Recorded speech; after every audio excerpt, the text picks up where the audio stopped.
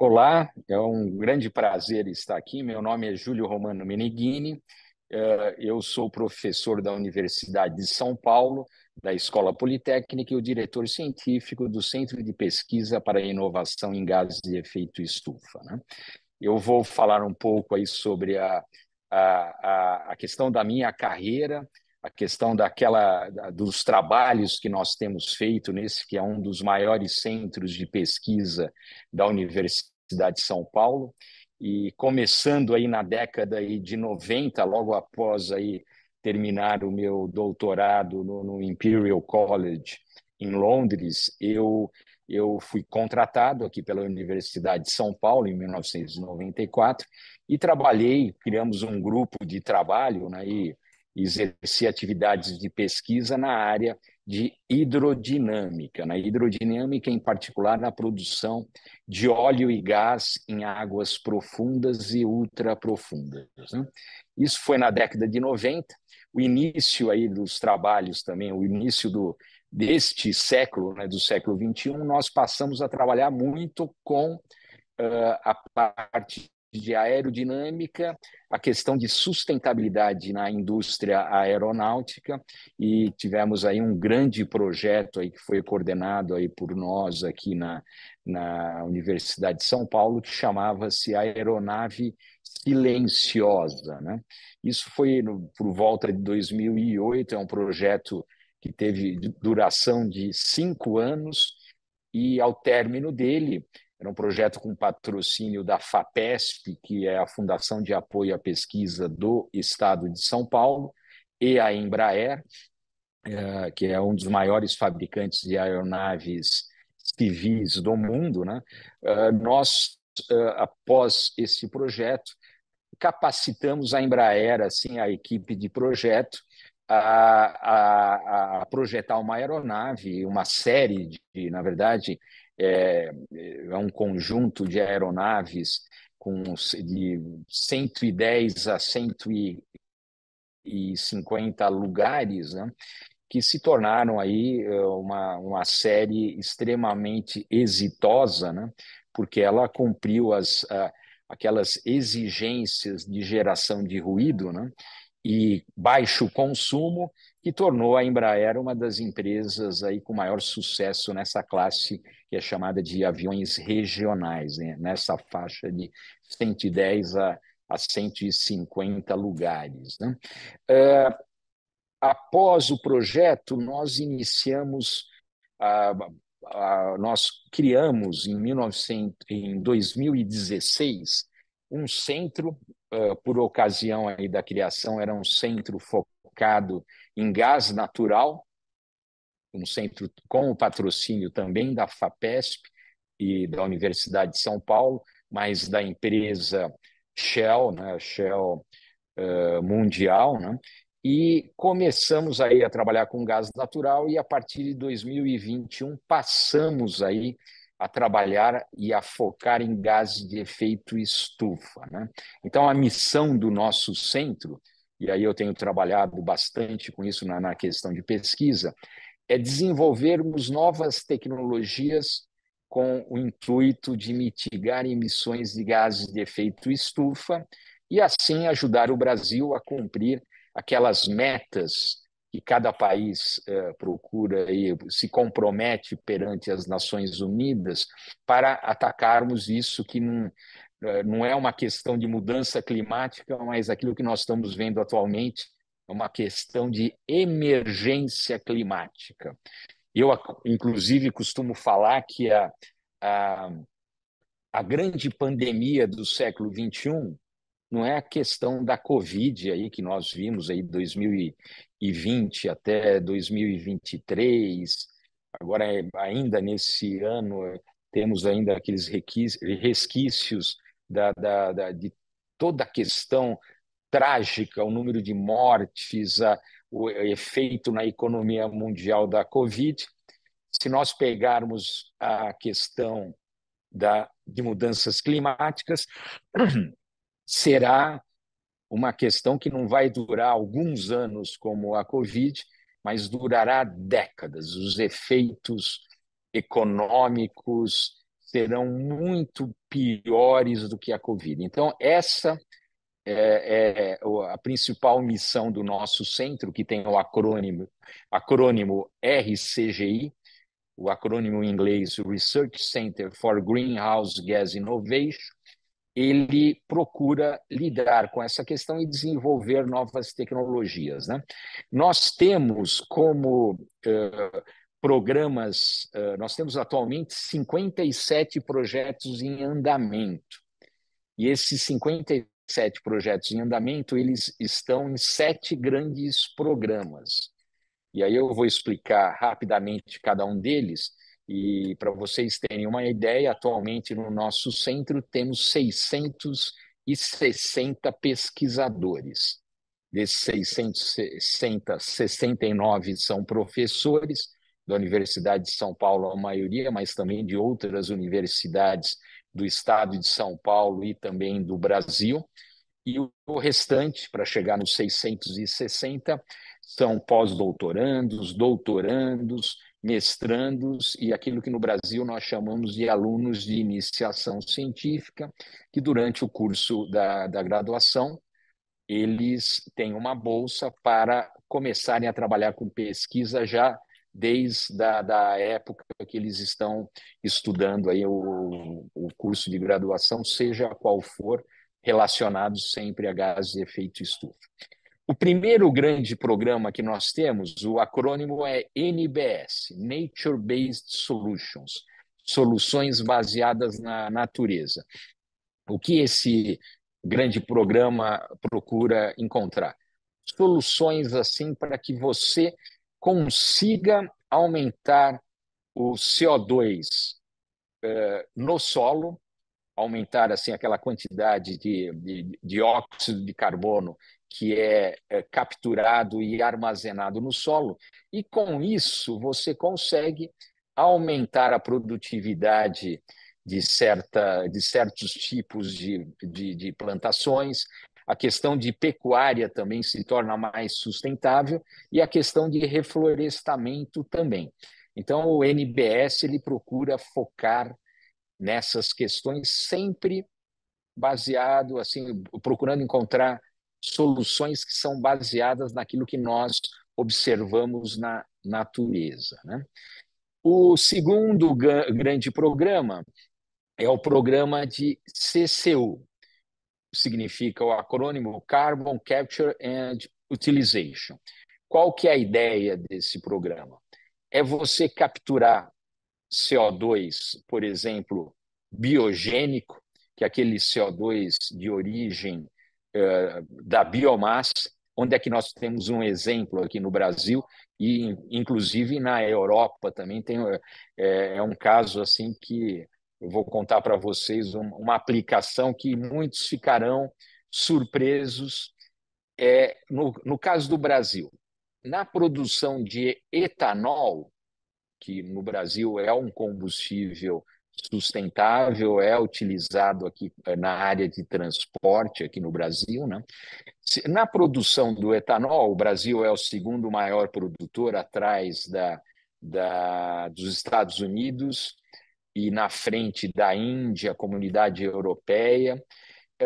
Na produção do etanol, nós temos a liberação para cada litro de etanol que você produz na planta que pega a cana-de-açúcar, faz a moagem, depois tem a fermentação, destilação, até chegarmos no etanol.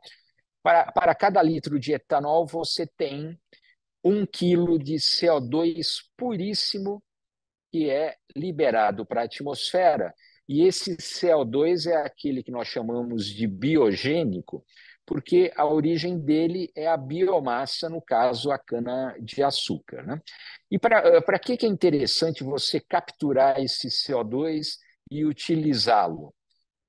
Por um motivo muito simples. Ele é a matéria-prima principal para você produzir, por exemplo, combustível sustentável para aviação. Ao invés de você usar querosene de origem fóssil, você poderia utilizar esse combustível sustentável de aviação produzido a partir desse CO2 biogênico, né? E por que que teríamos aplicações na Europa também, né? A Europa, todos nós sabemos, é um grande produtor agrícola também, né? E toda a agricultura, ela gera resíduos. O que é de fato necessário para você ter no solo é por volta de um terço daquele resíduo gerado em diferentes tipos de produtos agrícolas.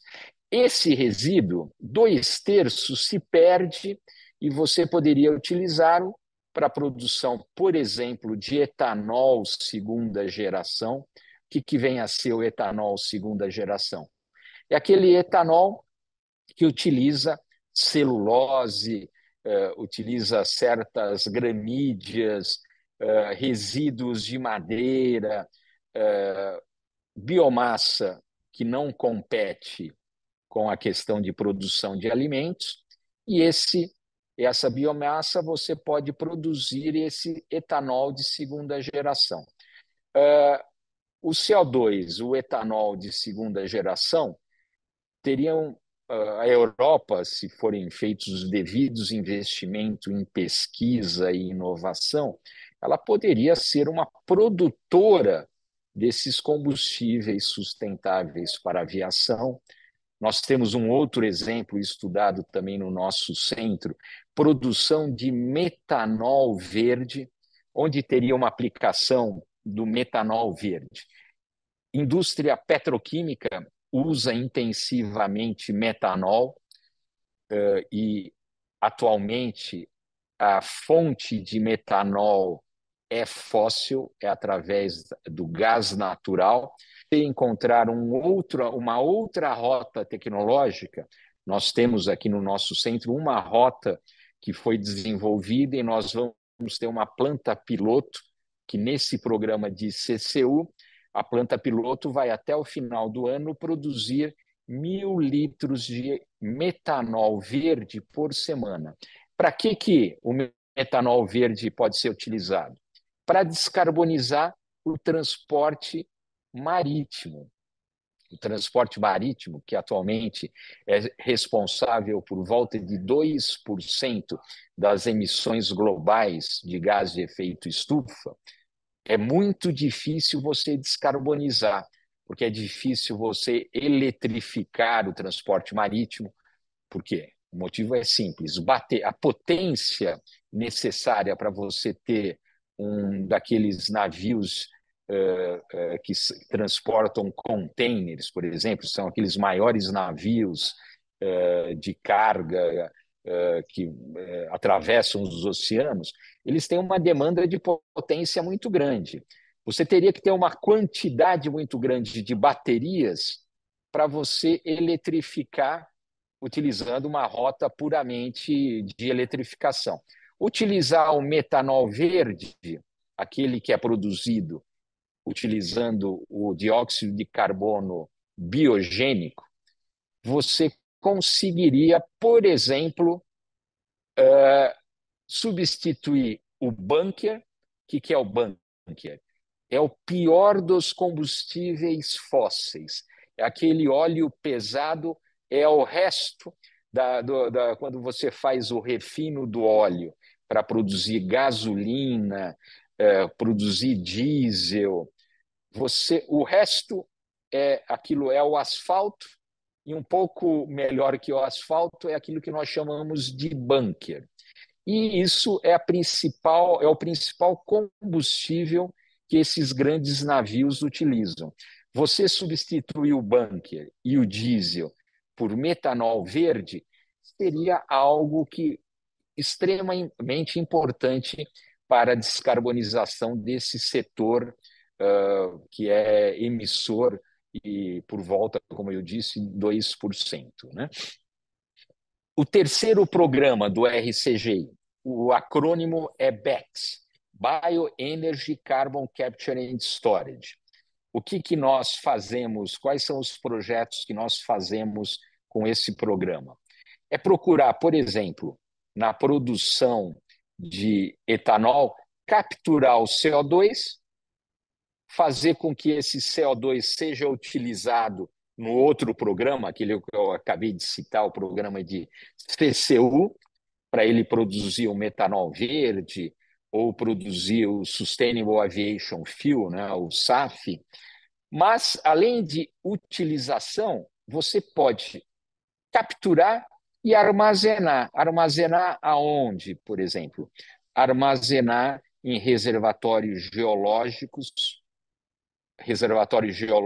que, por exemplo, antigos poços e reservatórios de petróleo, que você retirou todo o petróleo, atualmente você tem normalmente água no lugar do petróleo, você devolveu uma parte do CO2 para aqueles reservatórios de forma a evitar que o CO2 fique na atmosfera e contribua, assim, para o aumento da temperatura global, né? E o que é interessante nesse programa BECS? Se você faz essa captura e o armazenamento, olha só o que pode acontecer com o etanol brasileiro, o etanol produzido na Comunidade Europeia, o etanol produzido nos Estados Unidos. Ele é um etanol que vai ter uma pegada de emissões menor e, se você eliminar o diesel da produção do etanol, onde é que tem diesel na produção do etanol? As máquinas colhedeiras, as plantadeiras e as colhedeiras, normalmente elas funcionam, o combustível que alimenta essas máquinas é o combustível de origem fóssil, na maioria das vezes o diesel. Se você substituir o diesel por biometano, biometano produzido a partir do próprio resíduo agrícola, você produzir biometano e substituir o diesel, você vai ter um etanol com pegada de emissões quase neutra.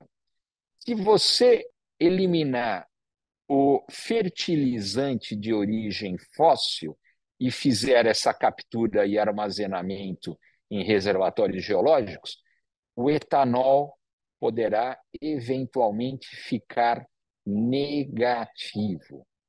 Ele passa a ser alguma coisa que você dirigindo um carro movido a etanol, se esse etanol utilizou essa tecnologia BECS e eliminou o diesel e o fertilizante de origem fóssil, através do uso, por exemplo, de fertilizante verde, e fez essa captura e armazenamento, o etanol fica com pegada negativa.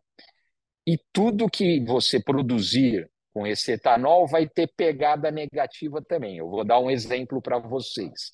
Nós vamos ter uma outra planta piloto que vai produzir 5 quilos de hidrogênio por hora a partir do etanol. Se esse etanol tiver essa pegada negativa por ter utilizado BECS na sua produção, o hidrogênio passará a ter uma pegada negativa também. Ou seja, é um hidrogênio que nem mesmo aquele hidrogênio produzido a partir de energia solar ou eólica consegue chegar. Ele vai ser um hidrogênio mais sustentável que o eólico e o solar. E além de ter uma vantagem enorme, porque você pode produzir o hidrogênio no ponto final onde você vai utilizá-lo e transportar, utilizar o etanol, que é um combustível líquido, na temperatura atmosférica padrão e pressão atmosférica, ele é um combustível líquido, é um combustível que não tem, ele não tem a, a, aquelas dificuldades que o hidrogênio tem no transporte, que para você transportar hidrogênio, você tem que comprimir ou liquefazer. Você fazer isso com o hidrogênio custa caro. e você tem um gasto de energia muito grande. Se você utilizar o etanol e produzir o hidrogênio no ponto final, você tem um ganho enorme na questão da logística e uma diminuição da pegada de emissões na produção do hidrogênio. Esse é outro exemplo de projeto que nós estamos desenvolvendo aqui no nosso centro. O quarto grande programa é o programa de gases de efeito estufa. Aí o que nós procuramos fazer? Temos projetos para monitorar através de dados com satélite, obtidos por satélite, emissões na Amazônia. Nós temos um outro projeto para fazer com que nós consigamos mitigar emissões de CO2 e gás natural em grandes compressores que são utilizados, por exemplo, em usinas térmicas, mitigar emissões de gases de efeito estufa. Esses vazamentos fugitivos que chamamos, né? Porque, por exemplo, vazamento de metano, metano é um gás extremamente prejudicial na questão ambiental. Ele é o pior, um dos piores gases no que diz respeito a efeito estufa, né? E você mitigar os vazamentos nesses grandes compressores, nós, no nosso centro, desenvolvemos uma nova tecnologia que você consegue, naquele selo de vedação, através de uma mera substituição durante, por exemplo, um retrofitting, uma manutenção do compressor, substituir o selo por um selo que emite 40% menos metano ou gás natural, por exemplo. Esse é um outro exemplo de um projeto que estamos trabalhando nesse programa.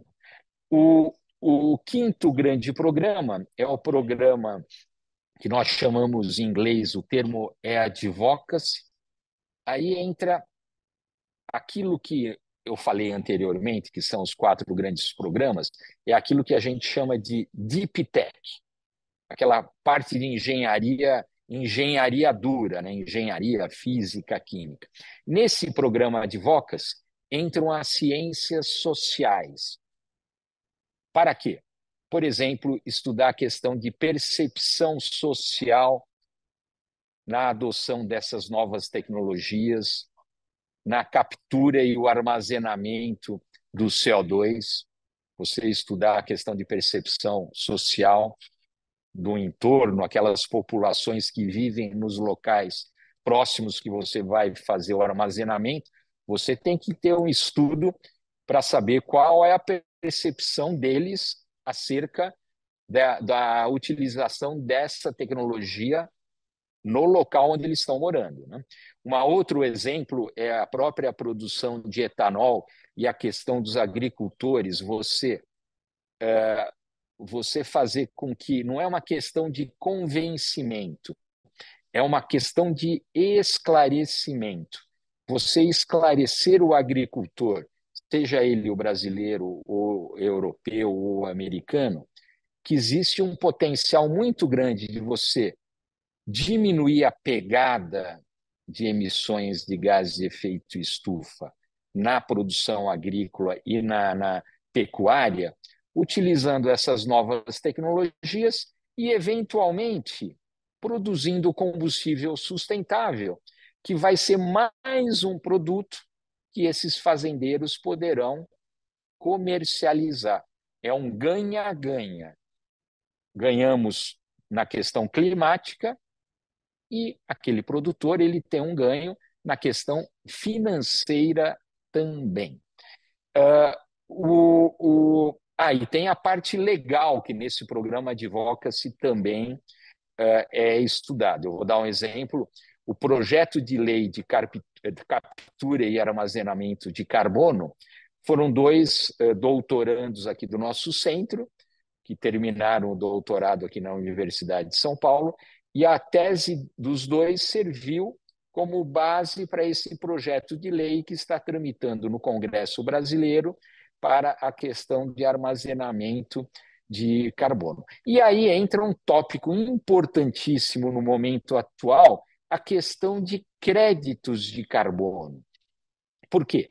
Para você gerar o crédito de carbono, você precisa capturar o carbono, ou você deixa de emitir e prova que você deixou de emitir uma certa quantidade de dióxido de carbono, ou você utiliza uma tecnologia que diminui a sua pegada e você pode, eventualmente, até mesmo compensar a sua emissão comprando esses créditos, por exemplo, de uma empresa que produz combustível sustentável e, com isso, ela, no Brasil, ela pode emitir para cada tonelada de CO2 que evitarmos que vá para a atmosfera, ela pode emitir um crédito de carbono e as outras empresas que são emissoras vão ter que comprar de forma a compensar.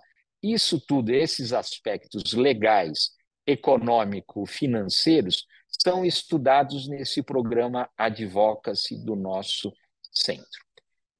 Nós temos um outro grande programa que chama Inova Power. Esse programa procura encontrar rotas para a eletrificação de diferentes processos. Eu posso dar um exemplo: produção de óleo e gás, você eletrificar para diminuir a pegada de produção de óleo e gás na costa brasileira ou em outros locais, aumentar o uso de eletricidade em cidades, né?